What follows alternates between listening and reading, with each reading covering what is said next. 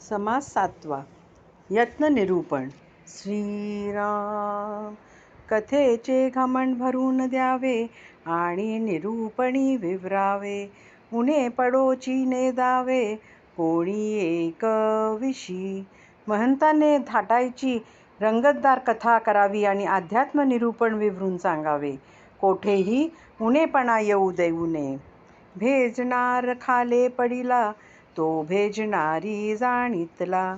नेणता लोक उगाच राहिला टकमका पाहात. वक्ता वक्तृत्वात घसरला तर जे त्या विषयाचे ज्ञाते असतील त्यांनाच समजणार. नेणते लोक उगीच टकमका पाहत राहणार. उत्तर विलंबी पडिले श्रोतयास कळो आले. म्हणजे महत्व उडाले वक्त्याचे. एखाद्याने वक्त्याला प्रश्न विचारला आणि वक्त्याला उत्तर द्यायला विलंब झाला की श्रोते त्याची योग्यता जाणतात आणि मग वक्त्याचे महत्त्व राहत नाही. थोडे बोलोनी समाधान करणे रागे जोड तरी मन धरणे. मनुष्य वेधीच लावणे कोणी एक. वक्त्याने थोडेच बोलावे पण श्रोत्यांचे समाधान करावे. मनात राग आला तरी मन आवरून धरावे. मनुष्यांना आपल्याकडे आकर्षित करून घ्यावे. सोसवेना चिणचिण केली तेथे तामस्मृती दिसून आली. अवघी आवडी उडाली श्रोत याची. त्याला सहन न झाल्याने जर चिडचिड केली तर त्याची तामसी वृत्ती दिसून येते. मग श्रोत्यांची श्रवणाची सर्व आवडच नष्ट होते. कोण कोण राजी राखिले कोण कोण मणी भंगिले. क्षणक्षणा परीक्षिले पाहिजे लोक. कोण कोण लोक संतुष्ट आहेत, कोणाकोणाचे अंतःकरण दुखावले गेले आहे याचे वक्त्याने क्षणोक्षणी परीक्षण केले पाहिजे. शिष्य विकल्पे रान घेत गुरु मागे मागे धावतो. विचार पाहो जाता तो विकल्पची अवघा. एखाद्या शिष्याच्या मनात विकल्प आल्याने तो संदेहाच्या आडरणात शिरतो आणि गुरु त्याला समजाविण्यासाठी त्याच्या मागे मागे धावतो. अशी स्थिती असेल तर विचार करून पाहिल्यावर तेथे अवघा विकल्पच भरून राहिला आहे हे कळते. आशाबद्धी क्रियवाहीन नाही चातुर्याचे लक्षण. ते महंतीची भणभण बंद नाही. जो आशब्द क्रियाहीन आणि अंगी चातुर्याचे एकही लक्षण नसलेला महंत असेल त्याची महती कटकटी निर्माण करते. त्याच्या वागण्याला धरबंद मर्यादा राहत नाही. ऐसी गोसावी हळू पडती ठाई ठाई कष्टी होती. तेथे संगतीचे लोक पावती सुख कैचे. ऐसे गोसावी महंत त्यांचे महत्त्व घालवून बसतात आणि ठाई ठाई कष्टी होतात. ते स्वतः कष्टी होतात तर त्यांच्या संगतीत असणाऱ्या लोकांना सुख कसे लाभणार. जिकडे तिकडे कीर्ती माजे सगट लोकास हव्यास उपजे. लोक राजी राखोण कीजे सकळ काही. जिकडे तिकडे उत्तम कीर्ती होईल, सरसकट सर्व लोकांना हौस वाटेल, उत्साह वाटेल असे झाले पाहिजे. जे काही सर्व कार्य करायचे असेल ते लोकांना राजी राखून करावे. परलोकी वास करावा समुदाय उगाच पहावा. मागण्याचा तगादा न लावावा काही एक. आपण परमात्म्याचा अनुसंधानात राहावे आणि त्या भूमिकेवरून लोकांकडे पाहावे. कुणाकडेही काहीही मागण्याचा तगादा लावू नये. जिकडे जग तिकडे जगन्नोयक कळला पाहिजे विवेक. रात्री दिवस विवेकी लोक सांभाळीत जाती. जिकडे जग तिकडे जगन्नायक हा विवेक कळला पाहिजे. विवेकी लोक असतात ते रात्रंदिवस हा विवेक सांभाळत असतात. जो जो लोक दृष्टीस पडिला तो तो नष्ट ऐसा कळला. अवघेच नष्ट एकला भला काशावरुनी. एखाद्याचा स्वभाव असा असतो की त्याला जे जे लोक दिसतात ते नष्टच वाटतात. कुणीही चांगला वाटत नाही. सर्व लोक नष्ट आणि हा एकटाच भला हे कशावरून. ओस मुलकी काय पाहावे लोकांवेगळे कोठे राहावे.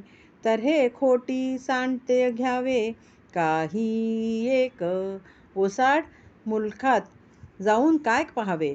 लोकांशिवाय कोठे राहावे, तर हे वाईकपणा अभिमान खोटा असतो, थोडे तरी पडते घ्यावे. तस्मात् लौकिकी वर्तता नये, त्यास महंती कामा नये. परत्र साधनाचा उपाय, श्रवण करुणी असावे. म्हणून ज्याला चार चौघात नीट वागता येत नाही, त्यास महंती उपयोगी पडत नाही. त्याने अध्यात्माचे श्रवण करून परमार्थ साधण्याचा उपाय करावा. आपणासी बरे पोहत नये, लोक बुडवावयाचे कोण कार्य. गोडी आवडी वाया जाये, विकल्पची अवघा. आपल्याला नीट पोहायला येत नसेल तर लोकांना वाचविण्याचा प्रयत्न करणे म्हणजे त्यांना बुडवून मारण्यासारखेच आहे. अशा महंताच्या नादी जे लागतात त्यांची परमार्थाची आवड आणि गोडी नाहीशी होऊन त्यांच्या मनातही सर्व विकल्पच उत्पन्न होतो. अभ्यासे प्रकट व्हावे, नाही तरी झाको नसावे. प्रगट होऊन नासावे, हे बरे नव्हे. महंताने अभ्यासाने प्रकट व्हावे, नाहीतर एकांतात राहावे, पण प्रकट होऊन नासावे हे बरे नव्हे. मंद हळूहळू चालतो, चपळ कैसा आटोपतो. अरबी फिरवणार तो कैसा असावा. जो मंद घोड्यालाही कसाबसा हळूहळू चालवतो, तो चपळ अरबी घोड्याला कसा वावरू शकेल बरे. हे धक्काधक्कीचे कामे, तीक्ष्ण बुद्धीचे वर्मे.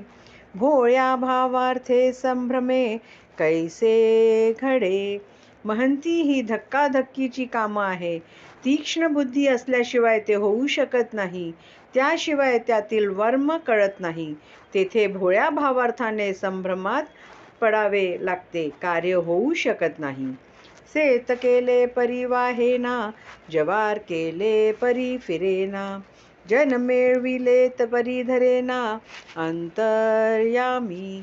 एखाद्याने शेत केले पण निगा राखली नाही, जवारीचा व्यापार केला पण तो फिरला नाही, तर कार्य होऊ शकत नाही.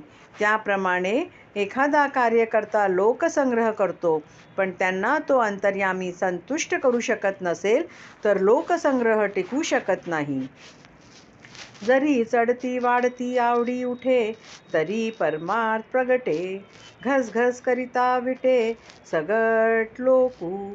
जर लोकांच्या ठिकाणी चढती वाढती आवड उत्पन्न झाली, तरच परमार्थ साधू शकतो, प्रगट होऊ शकतो. घसघस केल्याने सर्व लोक कंटाळतात. आपले लोकास मानेना, लोकांचे आपणास मानेना. अवघा विकल्पची मना, समाधान कैचे. आपले लोकांना मान्य होत नाही, लोकांचे आपल्याला मान्य होत नाही. तेथे परस्परांविषयी विकल्पच निर्माण होतो, मग तेथे समाधान कसे असेल. नासक दीक्षा सिंतरू लोक, तेथे कैचा असेल विवेक.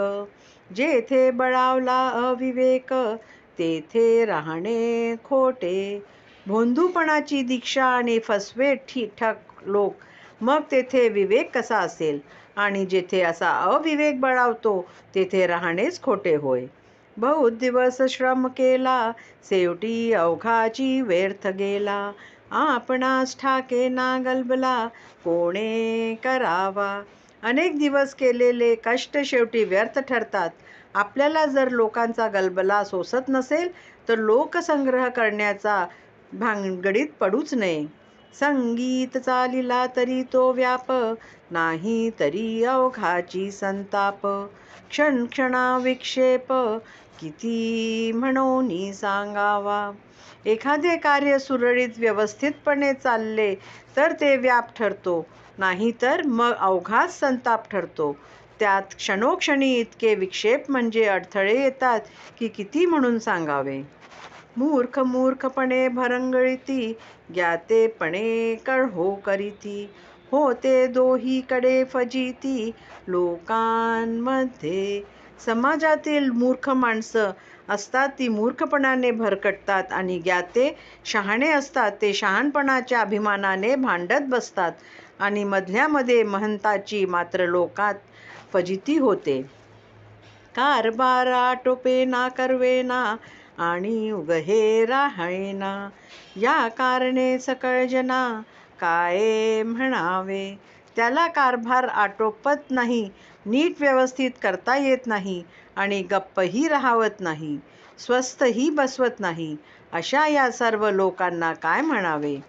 नासक उपाधी सोडावे, वय सार्थकी घालावे, परिभ्रमणे कांठावे कोठे तरी. असली नासकी उपाधी सोडावी आणि आपले आयुष्याचे सार्थक करावे.